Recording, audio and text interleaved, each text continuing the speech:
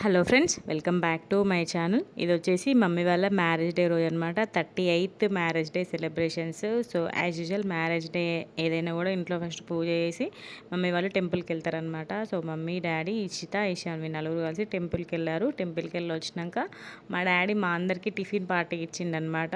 మా డాడీ ఏ సెలబ్రేషన్స్ అయినా మాకు టిఫిన్ పార్టీ, స్నాక్స్ పార్టీ ఇస్తాడు మా అందరికీ కూడా. సో ఆ రోజు టిఫిన్ పార్టీ అనమాట. ఎవరికి నచ్చిన టిఫిన్స్ వాళ్ళు తీసుకొచ్చుకోవాలి. అంటే మేము చెప్తే మా డాడీ తీసుకొస్తారు అన్నట్టు.